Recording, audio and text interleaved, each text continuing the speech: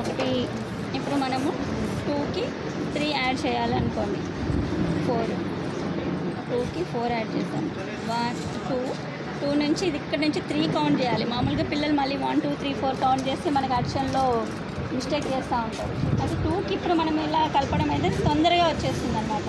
2 నుంచి ఏం చేస్తారు మళ్ళీ 3 కౌంట్ చేసుకోవాలి. ఇక్కడ 3 4 5 6 అంటే 2కి 4 కలిపితే 6 అని చెప్పేస్తారు. నెక్స్ట్ ఇప్పుడు 6లో నుంచి మనం 4 తీసేయాలి అనుకోండి, సబ్ట్రాక్షన్. ఏదైనా మళ్ళీ సేమ్ ఇక్కడ 4 కట్ చేస్తే మనకి ఇక్కడనే మిగిలాయి 1 2. నెక్స్ట్ ఇది మల్టిప్లికేషన్ టేబుల్ చేసుకోవచ్చండి. 4 2s 8 అంటే 2 times 4 అయితే 8 అవుతుంది. 3 times 4 అయితే 12. ఇది 4 times అయితే 16 అంటే 4 4s 16 అలా అయిపోవచ్చు. సేమ్ అన్ని నెంబర్స్ తోటి టేబుల్.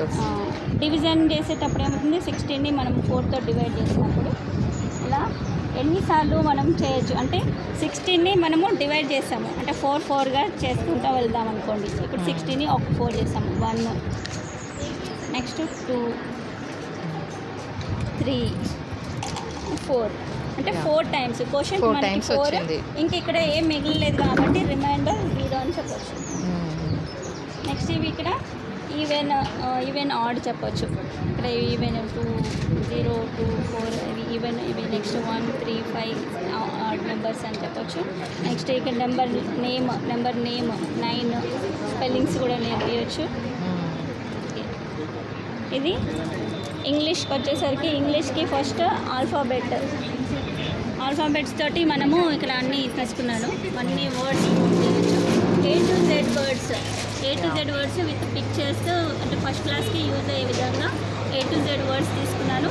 దాంతోపాటుగా వాళ్ళు చదువుకునేటట్టుగా అంటే ఏదైనా పిక్చర్ తీసుకొని ఉంటే దాని వెనకాల దాంతో ఆ లెటర్తో స్టార్ట్ అయ్యే వర్డ్స్ అన్నీ నేర్చుకునే విధంగా ఇలా రాసాను వెనకాల ఈజీగా చదువుకున్నాను.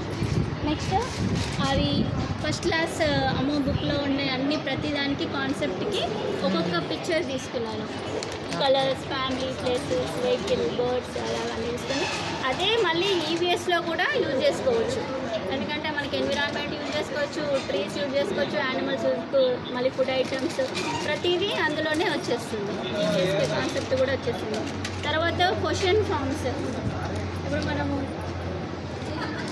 క్వశ్చన్ ఫామ్స్ పిల్లలకి మెయిన్గా ఎంత చదవడం వచ్చినా కూడా క్వశ్చన్కి మీనింగ్ తెలియకపోతే ఏం తెలియదు. అసలు హూ అంటే ఏంటిది, ఎవరు అని తెలుగులో కూడా చెప్తే ఏమవుతుందంటే ఈజీగా అంటే ఒక దాంట్లో అడిగారంటే హూ అనే వచ్చిందంటే మామూలుగా ఇలా పర్సన్ని అడుగుతున్నారు అంటే ఇందులో పర్సన్ని అడుగుతున్నారంటే ఆ సెంటెన్స్లో ఎక్కడ పర్సన్ ఏమొచ్చిందో అది చెప్పేస్తారు. ఇక్కడ వేర్ అనగానే ప్లేస్ రావాలని, హూజ్ అంటే ఎవరిది అని తెలవడానికి ఇట్లా, వై అంటే రీజన్ చెప్పాలి, హౌ మెనీ కౌంట్, వాట్ అంటే ఇక్కడ థింగ్స్ కావచ్చు, objects and action.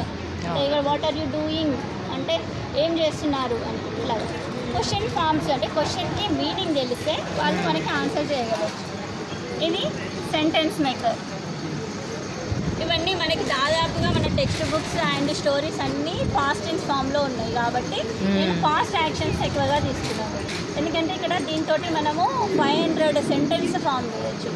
I wrote homework, I wrote diary, I wrote project work, I wrote Telugu, I wrote maths, just like that. Even names అలా అంటే they will use names also. Rajesh is writing, Rajesh wrote homework, just like that. Many sentences, more than 500. Yes, super. Not only this.